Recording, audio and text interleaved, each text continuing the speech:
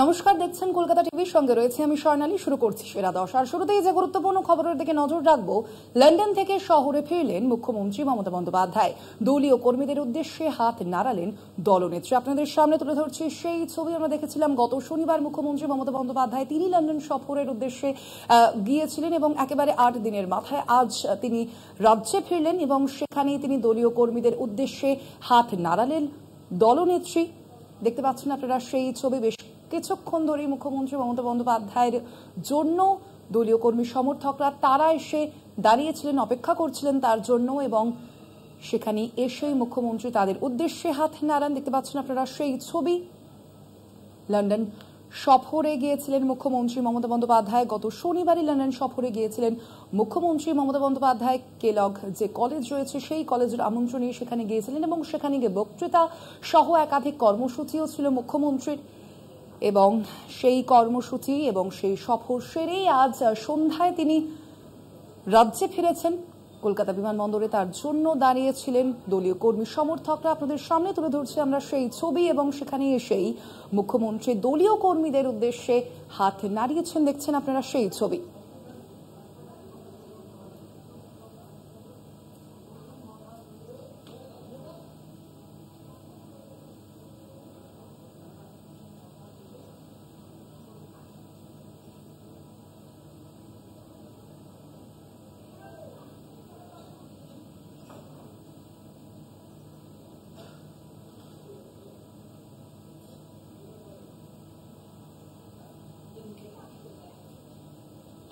বারাণসী পুরসভার সিদ্ধান্তে তীব্র প্রতিক্রিয়া। নবরাত্রি উপলক্ষে টানা 9 দিন মাছ মাংস বিক্রি নিষিদ্ধ করল বারাণসী পুরসভা।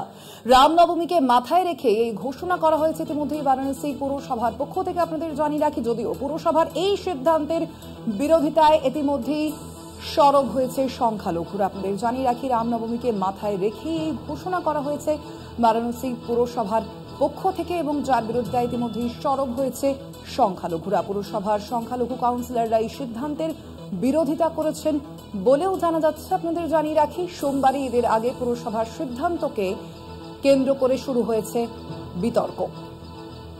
রবিবার থেকে মাছ মাংসের দোকান 9 দিন সম্পূর্ণ বন্ধের ঘোষণা করা হয়েছে। রামনবমীকে মাথায় রেখে ঘোষণা করা হয়েছে বারাণসী পুরসভার পক্ষ থেকে। আপনাদের জানিয়ে রাখি, এবং ইতিমধ্যেই সেই সিদ্ধান্তের বিরোধিতা করা হয়েছে সংখ্যালঘুদের পক্ষ থেকে। পুরসভার যে সংখ্যালঘু কাউন্সিলররা রয়েছেন তারা এর বিরোধিতা জানিয়েছেন ইতিমধ্যেই। সোমবারই ঈদের আগে পুরসভার সিদ্ধান্তকে কেন্দ্র করেই সৃষ্টি হয়েছে বিতর্ক। আরো বিস্তারিত জানবো, ফোন লাইনে রয়েছেন প্রতিনিধি অঙ্কুর ভট্টাচার্য। অঙ্কুরদা, ঠিক কি বলা হয়েছে এই নির্দেশিকায় পুরসভার পক্ষ থেকে এবং এর পরিপ্রেক্ষিতে সংখ্যালঘুরা তারা কি বলছেন? দেখো স্বর্ণালী, যেটা বিষয়, মদন দুবে বলে এক কাউন্সিলর বারাণসী মিউনিসিপাল কর্পোরেশনের, তিনি এই প্রস্তাব এনেছিলেন বারাণসী মিউনিসিপাল কর্পোরেশনে যে আগামীকাল রবিবার থেকে আগামী 6 এপ্রিল হচ্ছে রামনবমী। এই 9 দিন ধরে এই যে চৈত্র রামনবমী আছে, চৈত্র নবরাত্রি, এই নবরাত্রির এই 9টি দিন যেহেতু হিন্দুদের উৎসব, সেই জন্য বারাণসী মিউনিসিপাল কর্পোরেশনের অন্তর্গত মাছ, মাংস, ডিম, মদের দোকান এবং সিগারেটের দোকান সম্পূর্ণ বন্ধ রাখতে হবে। এই নিষেধাজ্ঞা জারি করা হয়েছিল, এই প্রস্তাব এনেছিলেন নিষেধাজ্ঞার। সেই প্রস্তাবে সংখ্যাগরিষ্ঠ কাউন্সিলররা তাতে সম্মতি দেন, ফলে ওইটি পাশ হয়। এবং তার জন্য সেটি যে কোনো রকম ভাবে বেআইনি ভাবে আনা হচ্ছে এমনটাও নয়। কর্পোরেশনের যে রুল রয়েছে 1959 সালের, সেই 1959 সালের আইনের উল্লেখ করে এই প্রস্তাব পাশ করা হয় বারাণসী মিউনিসিপাল কর্পোরেশনে।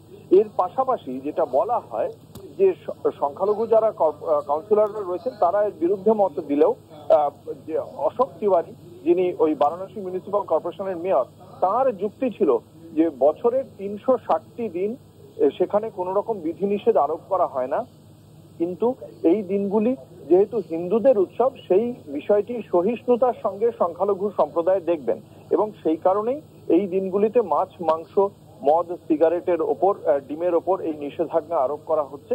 এবং সেই ক্ষেত্রে তার আরো একটি যুক্তি ছিল, যখন তাকে প্রশ্ন করা হয় যে সামনেই সোমবার দিন ঈদ উৎসব পালিত হতে চলেছে, সেই সময় এই নিষেধাজ্ঞা নিয়ে প্রশ্ন যখন ওঠে তখনও ঠিক একই রকম ভাবে মেয়রের যুক্তি ছিল এটাই, যেহেতু ঈদের পাশাপাশি নবরাত্রি উৎসবটিও রয়েছে, ফলে সেই কারণেই সংখ্যালঘু সম্প্রদায়েরও এই বিষয়টি সহিষ্ণুতার সঙ্গে, এবং হিন্দু ধর্মের একটা বড় উৎসব যে কারণে প্রায় 2.5 লক্ষ মানুষের সমাগম ঘটে এই মন্দির নগরীতে বারাণসীতে, সেই কারণে এই বিষয়টি তাদের ভাবা উচিত। এবং যেহেতু আইনি মতেই হয়েছে, ফলে এই প্রস্তাব যাতে কঠোরভাবে বলবৎ হয় এই শহরে, সেই বিষয়টিও পুরসভা নিশ্চিত করবে বলেই জানানো হয়েছে। স্বর্ণালী, ধন্যবাদ। আমরা কথা বলছিলাম, ফোন লাইনে ছিলেন প্রতিনিধি অঙ্কুর ভট্টাচার্য।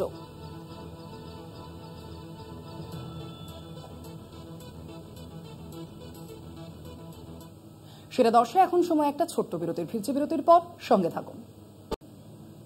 সেরা দর্শ নিয়ে ফিরে এলাম বিরতির পর। যে খবরের দিকে নজর রাখবো, 2026 বিধানসভা নির্বাচনের আগে যুযুধান তৃণমূল এবং বিজেপি। কেন্দ্রীয় স্বরাষ্ট্রমন্ত্রী অমিত শাহকে নিয়ে মন্তব্য করার যোগ্যতা নেই শওকত মোল্লার। তৃণমূল বিধায়ক শওকত মোল্লাকে চ্যালেঞ্জ বিজেপি সাংসদ সুকান্ত মজুমদারের। পাল্টা তৃণমূল বিধায়ক শওকত মোল্লার দাবি, রাজ্যে আসন্ন বিধানসভা নির্বাচনে তৃণমূল ঝড়ে উড়ে যাবে বিজেপি। রাজ্যে বিধানসভা নির্বাচন যত এগিয়ে আসছে তত বাড়ছে রাজনৈতিক উত্তাপ। সম্প্রতি ক্যানিং পূর্বে তৃণমূল বিধায়ক শওকত মোল্লা দাবি করেন, 2026-এর বিধানসভা নির্বাচনে তৃণমূল সাইক্লোনে উড়ে যাবে বিজেপি। কেন্দ্রীয় স্বরাষ্ট্রমন্ত্রী অমিত শাহ ও বিরোধী দলনেতার সমালোচনায় সরব হন তৃণমূল বিধায়ক। এরপরেই আসরের নামে বিজেপির রাজ্য নেতৃত্ব। পাল্টাও শওকত মোল্লাকে এক হাত নেন বিজেপির রাজ্য সভাপতি সুকান্ত মজুমদার। শওকতকে চ্যালেঞ্জ জানিয়ে তিনি বলেন, বাপের বেটা হলে এখনো সিপিএম করতেন, দম থাকলে সিকিউরিটি ছাড়া ঘুরে দেখান। আর এবার 26-এ সাইক্লোন হবে, সাইক্লোন তৃণমূল কংগ্রেসের সাইক্লোন হবে। আর সেই সাইক্লোনে অমিত শাহ এবং শুভেন্দু কোথায় উড়ে চলে যাবে কেউ খুঁজে পাবে না ওদেরকে। ওই ইসবার 200 পার, এবারে 200 থেকে বলছে ইসবার 200 না 180। 180 কেন? বিরোধী দলের তকমা হারাবে, এটা আমি আজকে দায়িত্ব নিয়ে বলে যাচ্ছি। 30টা সিটও পাবে না বিজেপি। বাংলার মানুষ এর সুদে আসলে কড়াই গন্ডা এর জবাব দেবে। কেন্দ্রীয় স্বরাষ্ট্রমন্ত্রী অমিত শাহকে কথা বলার যোগ্যতা নেই শওকত মোল্লার। তৃণমূল বিধায়কের উদ্দেশ্যে চ্যালেঞ্জ ছুড়ে দেন বিজেপি সাংসদ। শওকত মোল্লা সাহেবকে শুধু এটুকুই বলবো, যদি বাপের বেটা হতে না, তাহলে যে পার্টিটা দিয়ে জীবনটা শুরু করেছিল সিপিএম দিয়ে, সেই পার্টিতেই থাকতে। ভয় পায় বলে, দম নেই বলে পুলিশ সরিয়ে দিলে পরে বাড়ি থেকে বেরোতে পারবে না, গর্তের ভিতরে ঢুকে থাকবে। আমি বলছি, অত যদি দম থাকে, আমি চ্যালেঞ্জ করছি শওকত মোল্লাকে যে সিকিউরিটি সরিয়ে ঘুরে বেড়াক। আর অমিত শাহজি তো অনেক দূরের ব্যাপার, তার অবধি তার কথা বলার ধৃষ্টতা বা যোগ্যতা কোনোটাই নেই। অমিত শাহজি যখন জীবন শুরু করেছিল তখনও উনি বিজেপি করতেন। রাজনৈতিক জীবন ভোটে দাঁড়ানোর আগে থেকে, মানে ভোট হওয়ার বয়সের আগে থেকে অমিত শাহজি রাজনীতি করেন ভারতবর্ষে। হাতি ঘোড়া গেল তল, ব্যাং বলে কত জল। বিজেপি সাংসদকে পাল্টা তুলোধনা করেছেন তৃণমূল বিধায়ক Shaukat Molla. Amit Shah central election commission কি করছিল? মাল্টি অবজেক্টিভ করছিল। তারপর 2024 বড় বড় কথা বলছে এখন আমরা 12 জন আছি, 19 থেকে 12তে নেমে এসেছে। আর আপনি দেখবেন যে আগামী ওরা যত নাচানাচি করুক না কেন, 2026-এ আইওয়াস হবে, বিজেপি বিরোধী দলের তকমা হারাবে, ওদের জামানত জব্দ হবে। বাংলার মানুষ তৈরি, শুধু সময়ের। চ্যালেঞ্জের পাল্টা জামানত জব্দের হুঁশিয়ারি। শওকত সুকান্তের কাজিয়ায় সরগরম রাজ্য রাজনীতি। আসন্ন বিধানসভা নির্বাচনের আগে অব্যাহত তৃণমূল বিজেপি রাজনৈতিক চর্চা। কলকাতা টিভি।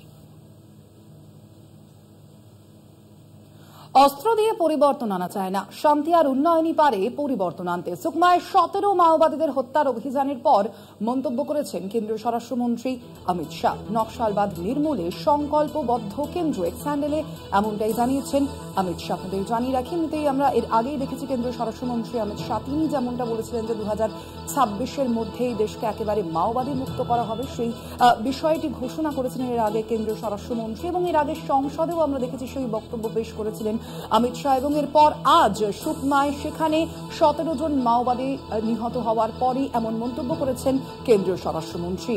এবং তিনি এক্স হ্যান্ডেলে এই বিষয়টি লিখেছেন বলে জানা যাচ্ছে। আপনাদের সামনে তুলে ধরছি এক্স হ্যান্ডেলে তার সেই লেখা, সেই বক্তব্য।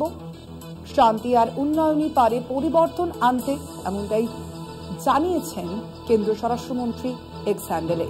সুকমায় 17 মাওবাদীদের হত্যার অভিযানের পরই এমন মন্তব্য করেছেন কেন্দ্রীয় স্বরাষ্ট্রমন্ত্রী।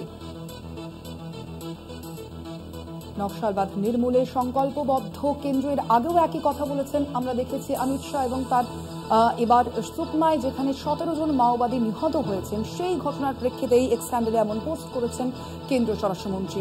আমরা এই বিষয়ে আরো বিস্তারিত জানবো। আমাদের সঙ্গে ফোন লাইনে রয়েছেন ডেপুটি এডিটর মৌপিয়া নন্দী। মৌপিয়াদি, যে বিষয়টি জানতে চাইবো যে আমরা দেখেছি এর আগেও কেন্দ্রীয় স্বরাষ্ট্রমন্ত্রী বারংবার এই কথাটি সামনে এনেছিলেন, ঘোষণা করেছিলেন যে 2026-এর মধ্যে মাওবাদী মুক্ত করতে হবে দেশকে, এবং আজকের এই ঘটনার প্রেক্ষিতে ঠিক কি লিখেছেন কেন্দ্রীয় স্বরাষ্ট্রমন্ত্রী?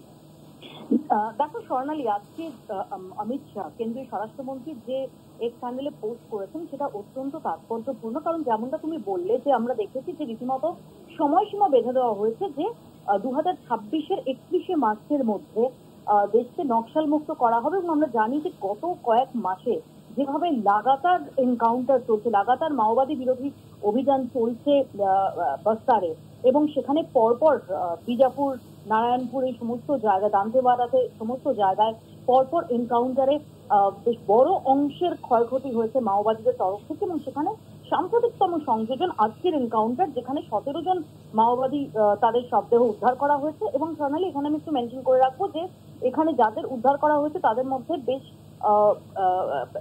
গুরুত্বপূর্ণ মাওবাদী স্কোয়াডের গুরুত্বপূর্ণ সদস্য, এমনকি যাদের মাথার দাম 25 লক্ষ টাকা ছিল, যেমন দরভা ডিভিশনের যে সচিব, যে স্পেশাল জোনাল কমিটির মেম্বার কৌরামি জগদীশ ওরফে বুধরা সহ বেশ কয়েকজন, তাদের ইতিমধ্যে চিহ্নিত করা সম্ভব হয়েছে। অর্থাৎ নিঃসন্দেহে সাম্প্রতিক গতিতে একটা যে সাফল্য পেয়েছে বাহিনী, যৌথ বাহিনী, সেখানে দাঁড়িয়ে একটা বড়সড় সংযোজন আজকের এই ঘটনা। এবং তার অব্যবহিত পরেই কেন্দ্রীয় স্বরাষ্ট্রমন্ত্রী অমিত শাহ তার এই বার্তা, যেখানে দাঁড়িয়ে তিনি মেনশন করে দিলেন আরো একবার যে রীতিমতো তারা সময়সীমা বেঁধে দিয়েছেন যে 31শে মার্চ 2026-এর মধ্যে তারা দেশকে নকশাল মুক্ত করতে চলেছেন। এবং এরই পাশাপাশি তিনি আরো একবার বার্তা দিলেন, কারণ আমরা দেখেছি যে যখনই এই মাওবাদী দমন অভিযান নিয়ে আমরা দেখেছি একটা এক অংশের মানুষ তাদের নানা রকম প্রশ্ন তারা তোলেন, এবং তারা সেখানে দাবি করেন যে নিরীহ গ্রামবাসী সেখানে তাদের শিকার করা হচ্ছে ইত্যাদি। অর্থাৎ সেখানে দাঁড়িয়ে কোথাও একটা, বিশেষ করে বিভিন্ন সময় আমরা যখন কেন্দ্রের তরফে আরবান নকশালের থিওরি দেখেছি, যেখানে দাঁড়িয়ে তারা বলা হয় যে নকশালিজম সম্পর্কে সিম্প্যাথাইজার বেশ কিছু বলে তারা চিহ্নিত করেন, এই সত্তাও যেহেতু রয়েছে, সেখানে দাঁড়িয়ে অমিত শাহ আরো একবার বার্তা দিলেন যে যারা অস্ত্রশস্ত্র নিয়ে ভায়োলেন্সের মাধ্যমে যারা পরিবর্তন আনতে চাইছে সেটা সম্ভব নয়, সেটা সঠিক পথ নয়। একমাত্র শান্তি এবং উন্নয়নই পরিবর্তন আনতে পারে। অর্থাৎ কোথাও দাঁড়িয়ে যাতে এই এনকাউন্টার সম্পর্কে কোনো মানবাধিকার সংগঠন থেকে শুরু করে বিশিষ্টজনদের একাংশ, তাদের তরফ থেকে যে এটা নিয়ে সুর চড়ানো হতে পারে, এটাকে আগাম অ্যাড্রেস করার চেষ্টা করলেন কেন্দ্রীয় স্বরাষ্ট্রমন্ত্রী, এমনটাই মনে করছে রাজনৈতিক মহল। একদমই ধন্যবাদ তোমায় মৌপিয়া দিয়ে। আমরা কথা বলছিলাম, আমাদের সঙ্গে ফোন লাইনে ছিলেন কলকাতা টিভির ডেপুটি এডিটর মৌপিয়া নন্দী।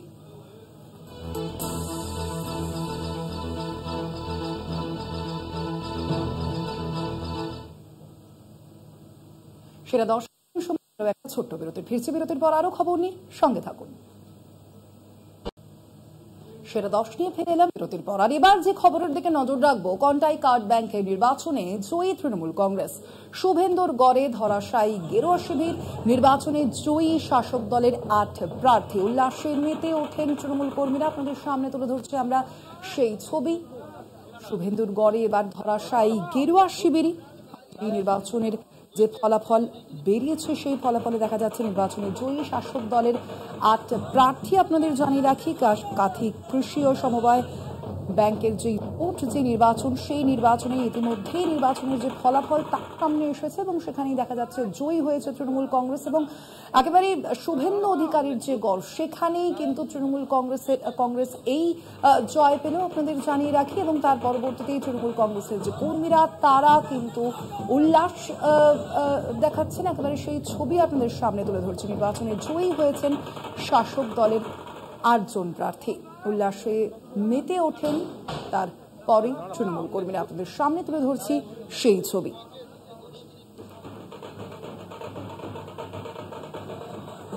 আমরা বিষয়ে আরো বিস্তারিত জানবো। আমাদের সঙ্গে ফোন লাইনে রয়েছেন প্রতিনিধি সুব্রত পাত্র। সুব্রত, আজকের এই নির্বাচনের যে ফলাফল, সেই ফলাফলের যে জয়, সেই জয়ের ঠিক সমীকরণটা কিরকম? কারা কোন প্রার্থী তারা কতগুলি আসন পেলেন? দেখো সন্ধ্যাদিদি, তোমাকে আমি প্রথমেই বলে রাখবো, পূর্ব মেদিনীপুর এগরা সহ কন্টাই কার্ড ব্যাংকের আজকে নির্বাচন ছিল, প্রতিনিধি নির্বাচন। সেই প্রতিনিধি নির্বাচন ঘিরে ব্যাপক উত্তেজনা এবং কোথাও কোথাও মারপিট এবং কোনো জায়গাতে আবার হাতাহাতি তৃণমূল এবং বিজেপির মধ্যে সংঘটিত হয়। কিন্তু পুলিশ মোতায়েন ছিল, সকাল থেকেই টান উত্তেজনার মধ্যে ভোট হয় এবং পুলিশ সেখানটাই ছিল, পুলিশ থেকে পরিস্থিতি সামাল দিয়েছে। কিন্তু দেখা যাচ্ছে এগরা বিধানসভার 14খানা সিট, সেই 14খানা সিটের মধ্যে বিজেপিও প্রতিদ্বন্দ্বিতা করে এবং সেই বিজেপি প্রতিদ্বন্দ্বিতা করার ফলেই দেখা যায় ভোট পর্ব শেষ হতেই 2টোর পর থেকে যখন গণনা শুরু হয়, সেই গণনা শুরুর মধ্যে থেকেই দেখা যায় আস্তে আস্তে করে তৃণমূল কংগ্রেসের প্রার্থীরা সমস্ত জয়লাভ করতে থাকে। এরপরেই দেখা যায় শাসক শিবিরের উল্লাস এবং সেই সঙ্গে ঘটনাস্থলে সমস্ত তৃণমূল কর্মী সমর্থকরা আস্তে আস্তে জড়ো হতে থাকেন এবং দেখা যায় ওই জয়ের পরিবেশ দেখে আস্তে আস্তে করে বিজেপি কর্মী সমর্থকরা যে তারা ছিলেন তারা আস্তে আস্তে করে সরে পড়েন। তারপরেই দেখা যায় আবির খেলায় মেতে ওঠেন কর্মী সমর্থক থেকে সমস্ত তৃণমূল নেতৃত্বরা। উপস্থিত হন ওখানকার স্থানীয় বিধায়ক, এগরা বিধানসভার বিধায়ক তরুণ কুমার মাইতি, উপস্থিত হন সমস্ত জেলা পরিষদের সদস্যরা এবং পঞ্চায়েত সমিতির কর্মাধ্যক্ষরা। তারাও সবুজ আবিরে মেতে ওঠেন। সেই জায়গা থেকে বিধায়কের বক্তব্য যে বিজেপি যে সমস্ত চক্রান্ত করছে এবং বিজেপি একটা মারপিট করার চেষ্টা করেছিল আজকের এই প্রতিনিধি নির্বাচনে, দেখা যাচ্ছে যে পুলিশ তাদেরকে কোন রকম করে আটকেছে এবং তারা একটা চক্রান্ত তৈরি করে তৃণমূল কংগ্রেসকে কালিমালিপ্ত করার জন্য তারা মাঠে নেমে পড়েছে।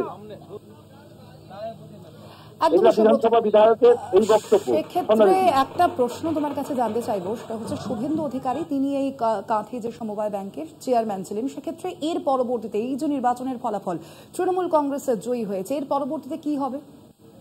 দেখা যাচ্ছে যে এই কন্টাই কার্ড ব্যাংকের প্রতিনিধি নির্বাচন এবং কন্টাই কার্ড ব্যাংকের প্রতিনিধি নির্বাচন ঘিরে আজকে 5 বছর পরে কোর্টের রায় অনুযায়ী আজকের দিনটা ঠিক হয় এবং সেখানটা দেখা যায় যে 78খানা সিট পূর্ব মেদিনীপুরে। তারপরেই দেখা যায় ভগবানপুর, পটাশপুর এর আগে কিন্তু বিনা প্রতিদ্বন্দ্বিতায় জয়ী হয়ে গেছিল। ভগবানপুর এবং এগরা বিধানসভা, কাঁথি সহ রামনগর সমস্ত জায়গাতে দেখা যাচ্ছে এক এক করে সমস্ত ভোটের পর্ব যখনই গণনা শুরু হয় তারপরেই দেখা যায় বিকেল থেকেই ঝোড়ো হাওয়ার মতো সমস্ত গেরুয়া শিবির ধরাশায়ী হয় এবং দেখা যাচ্ছে যে এই কন্টাই কার্ড ব্যাংকের নির্বাচন এবং এই কন্টাই কার্ড ব্যাংকের চেয়ারম্যান ছিলেন শুভেন্দু অধিকারী। দেখা যাচ্ছে এখন যে কন্টাই কার্ড ব্যাংক সহ শুধু নয়, এর আগেও তিনি কন্টাই কোঅপারেটিভ ব্যাংকের চেয়ারম্যান ছিলেন এবং তখন তাকে সরিয়ে দেওয়া হয়েছিল। তারপরে একটা জটিলতা তৈরি হয়েছিল। তারপরেই দেখা যাচ্ছে এখন যে পরিস্থিতি, কন্টাই যে কার্ড ব্যাংক, এই কার্ড ব্যাংকের চেয়ারম্যান তিনি ছিলেন, কিন্তু এখন যখন ভোট পর্ব যখন মিটে গেছে, যখন এসে গেছে যখন শাসক দল, তখন দেখা যাবে যে এই শাসক দলের মধ্যে থেকে আবার প্রতিনিধি নির্বাচন হয়ে, ডেলিগেট নির্বাচন হয়ে তারপরে চেয়ারম্যান তৈরি হবে। স্বর্ণালী, ধন্যবাদ তোমায়। আমরা কথা বলছিলাম, ফোন লাইনে ছিলেন প্রতিনিধি সুব্রত পাত্র।